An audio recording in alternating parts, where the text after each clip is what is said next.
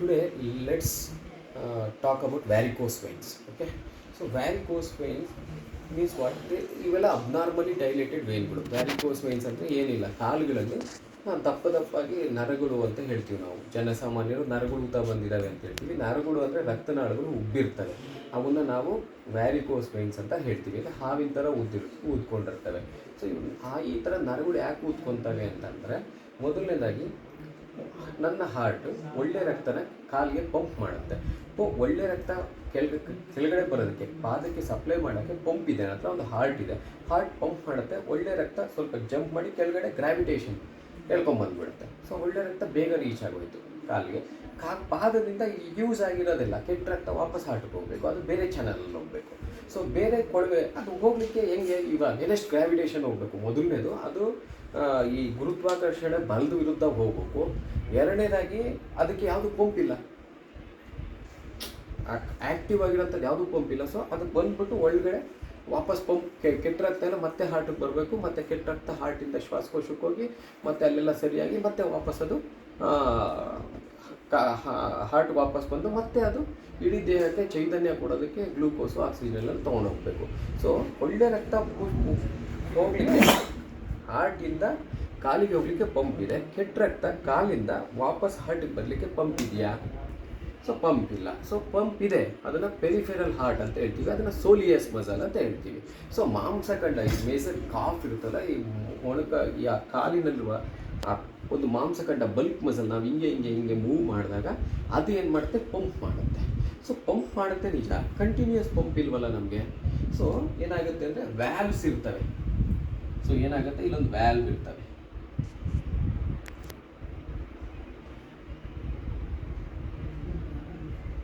So ಇವೇನು ಮಾಡ್ತವೆ, ಮೇಲ್ಗಡೆಯಿಂದ ರಕ್ತ ಹಿಂಗೆ ತಿಳ್ಕೊತವೆ, ಹಿಂಗೆ ಹೋಗುತ್ತೆ, ಹೋದ್ಮೇಲೆ ಮತ್ತೆ ಮುಚ್ಕೊತವೆ. ಸೊ ಇಲ್ಲೊಂದು ಸೆಗ್ಮೆಂಟ್ ಆಫ್ ಬ್ಲಡ್ ಇರುತ್ತೆ.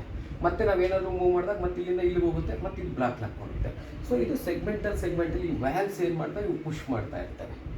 ಸೊ ವಾಪಸ್ ಬ್ಲಡ್ ಹೋಗಲಿಕ್ಕೆ ಮೊದಲನೇದು ನಾವು ಪಾದ ಚಲನೆ, ಅಂದರೆ ಆ ಕಾಫ್ ಮಸಲ್ಸ್ನ ನಾವು ಹೇಗೆ ಮೂವ್ ಮಾಡ್ತಿರ್ತೀವಿ, ಆ್ಯಕ್ಟಿವ್ ಆಗಿ ನಮ್ಮ ಪಾದದ ಮಾಂಸಖಂಡಗಳಿಗೆ ನಾವು ಎಷ್ಟು ಆ್ಯಕ್ಟಿವಿಟಿ ಕೊಡ್ತೀವಿ, ಅಷ್ಟು ಕೆಟ್ಟ ರಕ್ತ ಬೇಗ ಪುಷ್ ಆಗುತ್ತೆ. ನಂಬರ್ 1. ಎರಡನೇದು, ಅದಕ್ಕೆ ಅದರದ್ದೇ ಆದ ವ್ಯಾಲ್ಸ್ ಇದ್ದಾವೆ, ಅಂದರೆ ಬಾಗಿಲುಗಳಿದ್ದಾವೆ. ಬಾಗಿಲು ಏನು ಮಾಡ್ತವೆ, ಕೆಳಗಡೆಯಿಂದ ರಕ್ತ ಮೇಲಕ್ಕೆ ತರ್ತವೆ, ಬಟ್ ಮೇಲ್ಗಡೆಯಿಂದ ರಕ್ತ ಕೆಳಗಡೆಗೆ ಹೋಗ್ಬಾರ್ದಂಗೆ ಅಡ್ಡ ತೆಗಿತವೆ. ಸೊ ಇವು ವ್ಯಾಲ್ಸ್ ಇರ್ತವೆ. ಸೊ ಈ ಥರ ಎಷ್ಟೊಂದು ವ್ಯಾಲ್ಸ್ ಇರ್ತವೆ. ಜನರಲ್ಲಾಗಿ ನಮ್ಮ ರಕ್ತನಾಳಗಳಲ್ಲಿ ಕೆಟ್ಟ ರಕ್ತನಾಳಗಳನ್ನ ಕೆಟ್ಟ ರಕ್ತವನ್ನು ತೆಗೆದುಕೊಂಡು ಹೋಗುವಂಥ ರಕ್ತನಾಳಗಳಲ್ಲಿ 2 ಸಿಸ್ಟಮ್ ಇರುತ್ತೆ. ಒಂದು ಡೀಪ್ ವೀನಸ್ ಸಿಸ್ಟಮ್, ಇನ್ನೊಂದು ಪೆರಿಫೆರಲ್ ಅಂದರೆ ಸೂಪರ್ಫಿಷಿಯಲ್ ವೀನಸ್ ಸಿಸ್ಟಮ್ ಅಂತ ಹೇಳ್ತೀವಿ. ಡೀಪ್ ಬಂದ್ಬಿಟ್ಟು ಒಳಗಡೆಯಿಂದ ತೊಗೊಂಡು ಹೋಗುತ್ತೆ. ಸೊ ಇದು ಡೀಪ್ ವೀನಸ್ ಸಿಸ್ಟಮ್. IVC ಇಲ್ಲಿಂದ ಬರುತ್ತೆ, ಇಲ್ಲಿ common femoral vein, internal iliac vein, ಇಲ್ಲಿಂದ ಬಂದ್ಬಿಟ್ಟು it will become femoral vein. Femoral vein ಆಗೋಕ್ಕಿಂತ ಮುಂಚೆ ಅದೇನು ಮಾಡುತ್ತೆ, ಗ್ರೇಟ್ ಸೆಫೆನಸ್ ವೇನ್ ಅಂತ ಒಂದು ವೇನ್ ಕೊಡುತ್ತೆ. ಆ ವೇನ್ ಏನು ಮಾಡುತ್ತೆ, ಅದು ಒಳಗಡೆಯಿಂದ ಹೊರಗಡೆ ಬಂದು ಇದು ಚರ್ಮದ ಕೆಳಗಡೆ ನಡ್ಕೊಂಡು ಹೋಗುತ್ತೆ. ಯಾವ ಕಡೆ, ಒಳಭಾಗದಲ್ಲಿ ನಡ್ಕೊಂಡು ಹೋಗುತ್ತೆ. ತೊಡೆಯ ಒಳಭಾಗದಲ್ಲಿ ಈ ಗ್ರೇಟ್ ಸೆಫೆನಸ್ ವೇನ್ ಅಂತ ಹೇಳ್ತೀವಿ, ಇದು ನಡ್ಕೊಂಡು ಹೋಗುತ್ತೆ. ಇದು ಸೂಪರ್ಫಿಷಿಯಲ್ ಅಂದರೆ ಚರ್ಮದ ಕೆಳಗಡೆ ಇರುವಂಥ ಒಂದು ಕೆಟ್ಟ ರಕ್ತವನ್ನು ತೊಗೊಂಡು ಹೋಗುವಂಥ ರಕ್ತನಾಳ. ಇದು ಫೀಮರಲ್ ವೇನು ಮಾಂಸಖಂಡಗಳ ಒಳಗಡೆ ಇರ್ತದೆ. ಇಲ್ಲಿ ಬಂದ್ಬಿಟ್ಟು ಇದೇನು ಮಾಡುತ್ತೆ, ಪಾಪ್ಲಿಟಿಯಲ್ ಅಂದರೆ ಮೊಣಕಾಲಿನ ಹತ್ರ ಬಂದು ಪಾಪ್ಲಿಟಿಯಲ್ ವೇನ್ ಆಗುತ್ತೆ. ಅಲ್ಲಿಂದ ಅದೇನು ಮಾಡುತ್ತೆ, ಮತ್ತೆ ಒಂದು ಶಾರ್ಟ್ ಸೆಫೆನಸ್ ವೇನ್ ಅಂತ ಹೊರಗಡೆ ಭಾಗದಲ್ಲಿ ಅಂತಂದರೆ ಕಾಲಿನ ಒಳಭಾಗದಲ್ಲಿ ಗ್ರೇಟ್ ಸೆಫೆನಸ್ ವೇನ್ ಇದ್ದರೆ, ಹೊರಭಾಗದಲ್ಲಿ ಇದು ಶಾರ್ಟ್ ಸೆಫೆನಸ್ ವೇನ್ ಅಂತ ಇರ್ತದೆ. ಸೊ ಆ ಶಾರ್ಟ್ ಸೆಫೆನಸ್ ವೇನ್ ಇರುತ್ತೆ. ಮತ್ತೆ ಇದೇನು ಮಾಡುತ್ತೆ, ಸೋಲಿಯಲ್ ವೇನ್, ಆ್ಯಂಟೀರಿಯರ್ ಟಿಬಿಯಲ್ ವೇನು, ಪೋಸ್ಟೀರಿಯರ್ ಟಿಬಿಯಲ್ ವೇನ್ ಆಗಿ ಇದು ಏನಂದರೆ ಡೀಪ್ ವೀನಸ್ ಸಿಸ್ಟಮ್ ಇರುತ್ತೆ. ಸೊ ಈ ಕೆಟ್ಟ ರಕ್ತನಾಳಗಳಲ್ಲಿ ಒಳಗಡೆನೂ ರಕ್ತನಾಳ ಒಳಗಡೆ ಪೇಟೆಂಟ್ ಅಂದರೆ ಮಾಂಸಖಂಡಗಳು ದೂಕುವಂಥ ರಕ್ತನಾಳಗಳಿದ್ರೆ, ಹೊರಗಡೆ ಸೂಪರ್ಫಿಷಿಯಲ್ ಚರ್ಮ ಕಡೆಯಿಂದ ಕಲೆಕ್ಟ್ ಮಾಡ್ಕೊಂಡು ಹೋಗೋಕ್ಕೆ ಈ ಸೂಪರ್ಫಿಷಿಯಲ್ ವೇನ್ಸ್ ಇರ್ತವೆ. ಇವು ವೇನ್ಸ್ ಏನಾಗುತ್ತೆ, 2 ಜಂಕ್ಷನ್ ಹತ್ರ ಹೊರಗಡೆಗೆ ಹೋಗ್ಬಿಟ್ಟು ಆ ಡೀಪ್ ವೀನಸ್ ಸಿಸ್ಟಮ್ಗೆ ಕನೆಕ್ಟ್ ಆಗ್ತವೆ. ಸೊ ಇದು ಜನರಲ್ ಆಗಿ. ಸೊ ನಾವು ಮೂಮೆಂಟ್ಸ್ ಎಲ್ಲ ಮಾಡಿದಾಗ ಜನರಲ್ ಆಗಿ ಏನಾಗುತ್ತೆ ಅಂದರೆ, ಈ 2 ರಕ್ತನಾಳಗಳಿಗೂ ಈ ದೇವ್ರು ಏನು ಮಾಡಿರ್ತಾನೆ ಅಂದರೆ ಒಂದು ಸಿಸ್ಟಮ್ ಇರ್ತದೆ. ಅಕಸ್ಮಾತ್ ಒಂದು ಸಿಸ್ಟಮ್ ಕೆಟ್ಟರು ಇನ್ನೊಂದು ಸಿಸ್ಟಮ್ ವರ್ಕ್ ಮಾಡಲಿ ಅಂತ. ಅಕಸ್ಮಾತ್ ನಮ್ದೇನೋ ಬ್ಯಾಡ್ ಲಕ್ಕು ಬೇರೆ ಈ ಡೀಪ್ ಸಿಸ್ಟಮ್ ಕೆಡ್ತಾ ಸೂಪರ್ಫಿಷಿಯಲ್ ಸಿಸ್ಟಮ್ ಓವರ್ಟೇಕ್ ಮಾಡಿ ಅವು ಹೆಂಗೋ ಪುಷ್ ಮಾಡ್ತವೆ ಕೆಟ್ಟರಾಗ್ತಾನೆ. ಇಲ್ಲ ಸೂಪರ್ಫಿಷಿಯಲ್ ವೀನಸ್ ಸಿಸ್ಟಮ್ ಕೆಡ್ತಾ ಡೀಪ್ ವೀನಸ್ ಸಿಸ್ಟಮ್ ಹೆಂಗೋ ಕೆಟ್ಟರಾಗ್ತಾನೆ ಪುಷ್ ಮಾಡುತ್ತೆ ಅಂತ. ಎರಡು ಸಿಸ್ಟಮು ಆಜು ಬಾಜು ಇಟ್ಟಿದ್ದಾನೆ, ಒಂದು ಕೆಟ್ಟರೆ ಒಂದು ಕೆಲಸ ಮಾಡಲಿ ಅಂತ. ಸೊ ಏನಾಗ್ಬಿಡುತ್ತೆ, ಈ ಎರಡೂ ಚಾನೆಲ್ಗಳ ಮಧ್ಯೆ, ರಕ್ತನಾಳಗಳ ಮಧ್ಯೆ ಅಲ್ಲಿ ದೇವರು ಕಲೆಕ್ಷನ್ಸ್ ಆಗುವಂತಹ ಒಂದು ಸಾಧ್ಯತೆಗಳನ್ನ ಕೊಟ್ಟಿರ್ತಾನೆ. ಸೊ ದೇವ್ರು ಏನು ಮಾಡಿರ್ತಾನೆ, ಅಲ್ಲಿ ಈ ಎರಡು ವೇನ್ಗಳ ಮಧ್ಯೆ, ಸೂಪರ್ಫಿಷಿಯಲ್ ಮತ್ತು ಡೀಪ್ ವೇನ್ಗಳ ಮಧ್ಯೆ ಆ ಕಲೆಕ್ಷನ್ ಆಗೋಕ್ಕೆ ಒಂದು ಜಾಗಗಳನ್ನ ಬಿಟ್ಟಿರ್ತಾನೆ. ಇವನ್ನ ನಾವು ಪರ್ಫೋರೇಟರ್ಸ್ ಅಂತ ಹೇಳ್ತೀವಿ.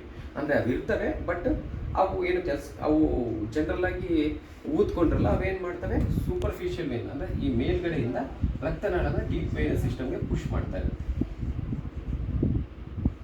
ಸೊ ಬೇಸಿಕಲಿ ಚರ್ಮದ ಕೆಳಗಡೆ ಇರುವಂಥ ರಕ್ತನಾಳಗಳಿಗೆ ಅವಕ್ಕೆ ಪುಷ್ ಮಾಡೋಕ್ಕೆ ಯಾವುದು ಇಲ್ವಲ್ಲ ಜಾಗ.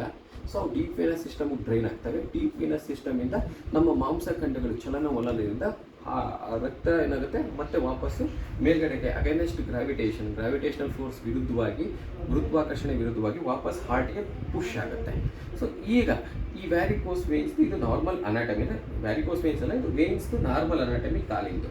ಸೊ ಈಗ ವ್ಯಾರಿಕೋಸ್ ವೇನ್ಸು ಏನಕ್ಕಾಗ್ತವೆ ನಾವು ಸಾಧ್ಯವಾದಷ್ಟು ನಾವು ಪಾದಚಲನೆಗಳು ಚೆನ್ನಾಗಿ ಮಾಡ್ತಿರಲ್ಲ, ತುಂಬ ದಪ್ಪ ಇರ್ತೀವಿ, ಓವರ್ ವೆಯ್ಟ್ ಇರ್ತೀವಿ. ಸೊ ಇಂಥವ್ರಿಗೆ ಏನಾಗುತ್ತೆ, ಅಥವಾ ಜನ್ಮತಃ ಇರ್ತವೆ. ಸೊ ಈ ಥರದವ್ರಿಗೆ ಸಾಧ್ಯವಾದಷ್ಟು ನಿಂತ್ಕೊಂಡೇ ಕೆಲಸ ಮಾಡ್ತಿರ್ತಾರೆ, ಮೂವ್ ಮಾಡ್ತಿರಲ್ಲ ಕಾದುಗಳನ್ನ. ಸೊ ಅಂಥವ್ರಿಗೆ ಈ ವ್ಯಾರಿಕೋಸ್ ವೇನ್ಸ್ ಎಲ್ಲ ಚಾನ್ಸ್ ಜಾಸ್ತಿ ಇರ್ತದೆ. ಸೊ ಇದು ಮೀರಿನೂ ಜನ್ಮತಃ ಈ ವ್ಯಾಲ್ಸ್ ಅಂತ ಹೇಳಿದ್ನಲ್ಲ, ಈ ಬಾಕಿಲುಗಳಲ್ಲಿ ವ್ಯತ್ಯಾಸ ಇದ್ರೂ ಸಹಿತ ಈ ವ್ಯಾರಿಕೋಸ್ ವೇನ್ಸ್ ಆಗುತ್ತೆ. ಈ ಫಾರ್ ಎಕ್ಸಾಂಪಲ್ ಇದು ಗ್ರೇಡ್ ಸೆಫನಸ್ ವೇನ್ ಅಂತ ಹೇಳ್ತೀವಿ. ಗ್ರೇಡ್ ಸೆಫನಸ್ ವೇನ್ ಹತ್ರ ಇವೇನಾದರೂ ಬಾಗಿಲು ಇನ್ಕಾಂಪಿಟೆಂಟ್ ಇದ್ದರೆ ಇದು ಪೂರ್ತಿ ಇಲ್ಲಿಂದ ಈ ಸೊಂಟದ ಒಳಭಾಗದಿಂದ ಕಾಲಿನ ಭಾಗದವರೆಗೂ ರಕ್ತನಾಳ ಡೈಲೇಟ್ ಆಗ್ತದೆ. ಅರ್ಥ ಆಯ್ತಾ? ಸೊ ಇದು ಯಾಕಂದರೆ ಇದು ಬಾಗಿಲಿಲ್ಲ ಅಲ್ಲ, ಇದು ವಾಪಸ್ ಇಲ್ಲ, ಪುಷ್ ಹೋಗುತ್ತೆ ರಕ್ತ ಮತ್ತು ವಾಪಸ್ ಬರುತ್ತೆ. ಸೊ ಅದು ಮೇಲ್ಗಡೆ ಹೋಗೋಕ್ಕೆ ಬಾಗಿಲುಗಳು ಸರಿಯಾಗಿ ಇಲ್ಲದೆ ಇರೋದ್ರಿಂದ ಇದು ಊದ್ಕೊಳ್ಳುತ್ತೆ. ಸೊ ಇದು ಊದ್ಕೊಂಡ್ಮೇಲೆ ಇದೇನು ಮಾಡುತ್ತೆ, ಇದು ಹೆಂಗನ್ನ ಮಾಡಿ ವಾಪಸ್ ಬ್ಲಡ್ನ ಪುಷ್ ಮಾಡಬೇಕಲ್ಲ, ಈ ಪರ್ಫೋರೇಟರ್ಸ್ ಎಲ್ಲ ಓಪನ್ ಆಗೋ ಚಾನ್ಸ್ ಆಗುತ್ತೆ. ಸೊ ಪರ್ಫೋರೇಟರ್ಸ್ ಕಾಂಪನ್ಸೇಟ್ ಮಾಡೋಕ್ಕೆ ಟ್ರೈ ಮಾಡ್ತವೆ, ಒಂದ್ಸತಿ ಕಾಂಪನ್ಸೇಟ್ ಮಾಡೋಕ್ಕಾಗಿಲ್ಲ ಅವು ಊದ್ಕೊಳ್ಳೋ ಚಾನ್ಸ್ ಇರ್ತದೆ. ಸೊ ಇದು ಮೊದಲನೇದು ಗ್ರೇಡ್ ಸೆಫನಸ್ ವೇನ್. ಇನ್ನೊಂದು ಶಾರ್ಟ್ ಸೆಫನಸ್ ಜಂಕ್ಷನ್, ಇದನ್ನು ಸೆಫೆಲೋಫಿಮರಲ್ ಜಂಕ್ಷನ್ ಅಂತೀವಿ, ಇದನ್ನು ಪಾಪ್ಯುಟಿಯೋ ಸೆಫನಸ್ ಜಂಕ್ಷನ್ ಅಂತೀವಿ. ಸೊ ಇಲ್ಲಿ ಸಹಿತ ಏನಾದರೂ ಇಲ್ಲಿ ಆ ಭಾಗಗಳ ಸಮಸ್ಯೆ ಇದ್ದರೆ ಎಡಭಾಗದಲ್ಲಿ, ಮೊಣಕಾಲಿಂದ ಕೆಳಗಡೆ ಹೊರಭಾಗದಲ್ಲಿ ಸಹಿತ ಈ ರಕ್ತನಾಳು ಉಬ್ಬುಕಂತಾರೆ. ಸೊ ಇವು ಬೇಸಿಕಲಿ ಏನು ಹೇಳ್ತೀವಿ, ಇದು ಗ್ರೇಡ್ ಸೆಫನಸ್ ಸೆಫೆಲೋಫಿಮರಲ್ ಜಂಕ್ಷನ್ ಇನ್ಕಾಂಪಿಟೆನ್ಸಿ, ಅಥವಾ ಪಾಪ್ಯುಟಿಯೋ ಸೆಫನಸ್ ಫಿಮರಲ್ ಸೆಫೆಲೋಪಾಪ್ಯುಟಿಯಲ್ ಜಂಕ್ಷನ್ ಇನ್ಕಾಂಪಿಟೆನ್ಸಿ ಇದ್ದಾಗಲೇ ಸಹಿತ ಈ ವ್ಯಾರಿಕೋಸ್ ವೇನ್ಸ್, ಯಾಕಂದರೆ ಬಾಗಿಲುಗಳು ಕೆಟ್ಟೋಗಿರೋದ್ರಿಂದ ಆ ರಕ್ತನಾಳಗಳು ಉಟ್ಕೊತವೆ. ಸೊ ಒಂದು ಸತಿ ಕೆಟ್ಟ ರಕ್ತ ವಾಪಸ್ ಹೋಗೋಕ್ಕಾಗ್ತಿಲ್ಲ ಅಂದಾಗ, ಆ ರಕ್ತನಾಳಗಳು ಉಟ್ಕೊಂಡಿದ್ದಾವೆ ಅಂದಾಗ ಎಲ್ಲೇ ಆಗಲಿ, ಎಲ್ಲಿ ವಾಪಸ್ ಕೆಟ್ಟ ನೀರು ಮೇಲಕ್ಕೆ ಹೋಗಲ್ಲ ಅಲ್ಲಿ ನೀರು ನಿಲ್ಲುತ್ತೆ. ಎಲ್ಲಿ ನೀರು ನಿಲ್ಲುತ್ತೆ ಅಲ್ಲಿ ಎಕ್ಸ್ಟ್ರಾವೇಸೇಷನ್ ಅಂದರೆ ಅಲ್ಲಿರೋ ಊದ್ಕೊಳುತ್ತೆ. ಎಲ್ಲಿ ಊದ್ಕೊಳುತ್ತೆ ಅಲ್ಲಿ ಗಾಯ ಆಗೋ ಚಾನ್ಸ್ ಜಾಸ್ತಿ ಇರುತ್ತೆ. ಅಕಸ್ಮಾತ್ ಗಾಯ ಆಯಿತಾ, ಗಾಯ ಬೇಗ ಮಾಯಲ್ಲ, ಯಾಕಂದರೆ ಸ್ಟೇಸಿಸ್ ಇದೆ, ನೀರಲ್ಲಿ ನೆನೀತಾ ಇರಬೇಕಾದ್ರೆ ಒದ್ದೆ ಆಗಿರುತ್ತೆ ಅದು. ಸೊ ಅದು ಊತ ಬರುತ್ತೆ, ಕಾಲು ವೀನಸ್ ಇನ್ಸಫಿಷಿಯನ್ಸಿ ಆಗುತ್ತೆ. ಅದರಿಂದ ಏನಾಗುತ್ತೆ, ಅದೆಲ್ಲ ಕಾಲು ಕರ್ರಗಾಗುತ್ತೆ, ಆ ಜಾಗದ ಕಾಲು ವೀನಸ್ ಇನ್ಸಫಿಷಿಯನ್ಸಿ ಅಂತ ದಪ್ಪ ಆಗುತ್ತೆ. ಆ ಕಾಲಿನ ಭಾಗ ರಕ್ತನಾಳಗಳು ಉಕ್ಕಂತವೆ. ಇದಾದಮೇಲೆ ಕಾಲು ಊತ ಬರುತ್ತೆ. ಗಾಯ ಆದರೆ ಮೇಲಾಗಲ್ಲ, ಅದನ್ನು ನಾವು ವೀನಸ್ ಅಲ್ಸರ್ಸ್ ಅಂತ ಹೇಳ್ತೀವಿ. ಜನರಲಾಗಿ ಗ್ರೇಡ್ ಸೆಫನಸ್ ವೇನ್ ಕಡೆ ಅವು ಜಾಸ್ತಿ ಆಗ್ತವೆ. ಸೊ ವೀನಸ್ ಅಲ್ಸರ್ಗಳು ಒಂದ್ಸತಿ ಆಯಿತು ಅಂದರೆ ಹಾಗೆ ಈ ಪ್ರಾಬ್ಲಮ್, ಈ ಚಾನಲ್ಗಳು ಕ್ಲಿಯರ್ ಆಗೋ ತನಕ ಆ ವೀನಸ್ ಅಲ್ಸರ್ಸ್ ಗಾಯಗಳು ಮೇಲಾಗಲ್ಲ. ಯಾವುದೇ ಗಾಯನೇ ಆಗಲಿ ನಾವು ಗುಣ ಮಾಡಲ್ಲ, ಡಾಕ್ಟ್ರು ಗುಣ ಮಾಡಲ್ಲ. ಡಾಕ್ಟ್ರು ನಾವೇನು ಮಾಡ್ತೀವಿ, ಆ ಗಾಯಗಳು ಗುಣ ಆಗಕ್ಕೆ ಬೇಕಾದಂಥ ಎನ್ವಿರಾನ್ಮೆಂಟ್ನ ಕ್ರಿಯೇಟ್ ಮಾಡ್ಕೊಳ್ತೀವಿ, ಒಂದು ಪರಿಸರನ ಕ್ರಿಯೇಟ್ ಮಾಡ್ಕೊಳ್ತೀವಿ. ಸೊ ಅಲ್ಲಿ ನೀರು ನಿಲ್ಲಬಾರ್ದು. ಸೊ ಇಲ್ಲಿ ನೀರು ನಿಲ್ತಾ ಇರುತ್ತೆ. ಸೊ ಎಲ್ಲಿ ನೀರು ನಿಲ್ಲುತ್ತೆ ಅಲ್ಲಿ ಗುಣ ಆಗಲ್ಲ. ಸೊ ಇದು ವ್ಯಾರಿಕೋಸ್ ವೇನ್ಸ್. ಇನ್ನೊಂದು ಸತಿ ಏನಾಗುತ್ತೆ, ಅಕಸ್ಮಾತ್ ಈ ರಕ್ತನಾಳ ಒಳಗಡೆಯಿಂದ ಹೊರಗಡೆ ಹೋಗ್ತಾ ಇರಬೇಕು, ರಕ್ತ ಆಯಿತಾ ಒಳಗಡೆ. ಸೊ ಇದೇನಾಗುತ್ತೆ, ಅಕಸ್ಮಾತ್ ಸೆಫೆಲೋಫಿಮರಲ್ ಜಂಕ್ಷನ್ನು SF ಇವೆರಡು ಕಾಂಪಿಟೆಂಟ್ ಇದ್ದರೂ ಸಹಿತ ಈ ಡೀಪ್ ವೀನಸ್ ಸಿಸ್ಟಮ್ ಅಂದರೆ ಒಳಗಡೆ ಇರುವಂತಹ ವೀನಸ್ ಸಿಸ್ಟಮಲ್ಲಿ ಡ್ರೈನೇಜು ಅಂದರೆ ನಾವು ವಾಕ್ ಮಾಡ್ತಿದ್ದೀವಿ, ಎಲ್ಲ ಮಾಡ್ತಿದ್ದೀವಿ, ಆದರೂ ಸಹಿತ ಅದು ಡ್ರೈನ್ ಆಗ್ತಿಲ್ಲ ಅಂದಾಗ ಏನಾಗುತ್ತೆ, ಒಳಗಡೆಯಿಂದ ರಕ್ತ ಬೈಪಾಸ್ ಆಗಕ್ಕೆ ಶುರುವಾಗುತ್ತೆ ಹೊರಗಡೆಗೆ. ಜನರಲ್ ಆಗಿ ಹಂಗೆ ಒಳಗಡೆಯಿಂದ ಒಳಗಡೆಗೆ ರಕ್ತ ಹೋಗ್ಬೇಕು. ಸೊ ಇದು ಒಳಗಡೆಯಿಂದ ಹೊರಗಡೆಗೆ ಬೈಪಾಸ್ ಆಗಕ್ಕೆ ಶುರುವಾಗುತ್ತೆ. ಸೊ ಅವಾಗ ಇದನ್ನ ಪರ್ಫೋರೇಟರ್ಸ್ ಅಂತ ಕರಿತೀವಿ. ಅವು ಊದ್ಕೊಳ್ತವೆ. ಆ ಊದ್ಕೊಂಡು ಇಲ್ಲಿಂದ ಹೊರಗಡೆಗೆ ಬಂದು ಇದು ಈ ನರಗಳೆಲ್ಲ ಊತ ಬರ್ತವೆ.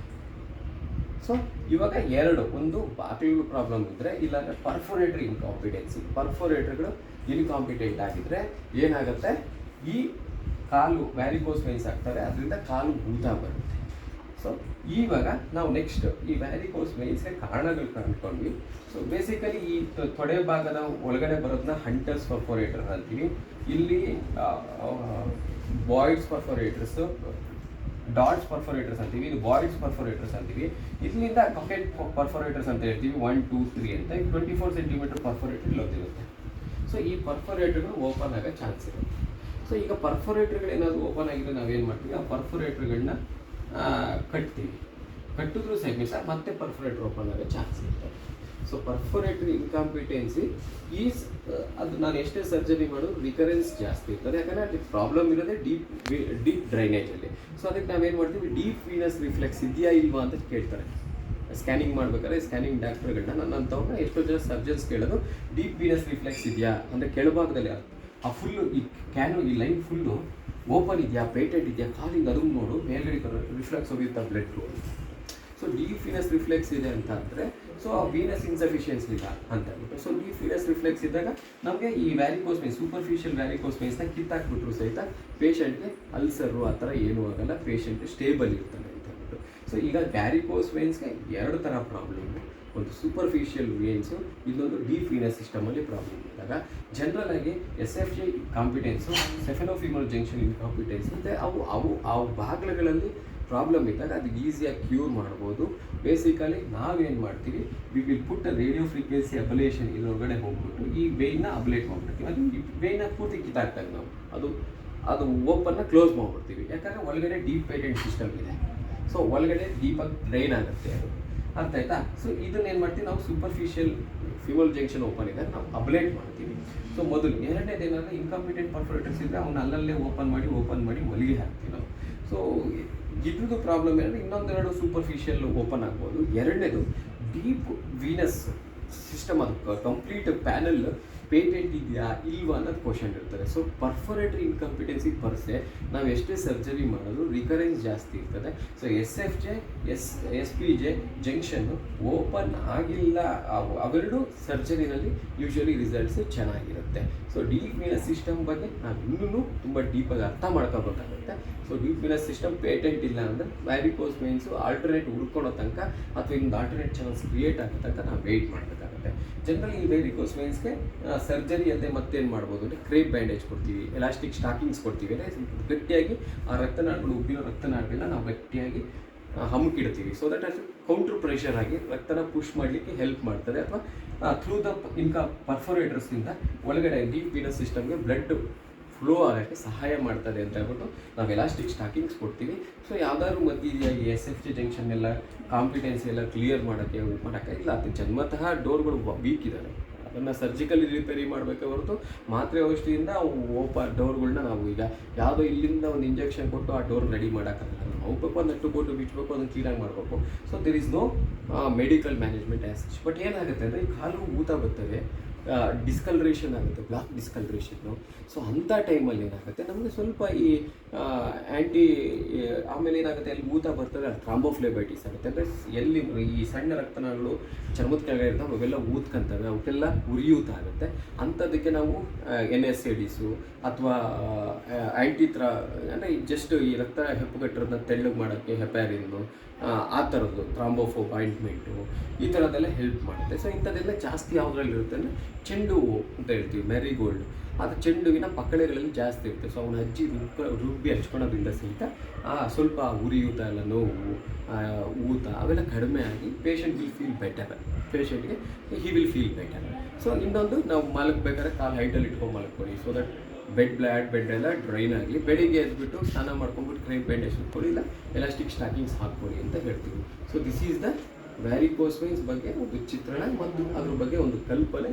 ನಿಮಗೆ ಸಾಧ್ಯವಾದಷ್ಟು ಅದನ್ನು ನಾನು ತಲುಪಿಸೋಕ್ಕೆ ಪ್ರಯತ್ನ ಪಟ್ಟಿದ್ದೀನಿ. ಧನ್ಯವಾದಗಳು.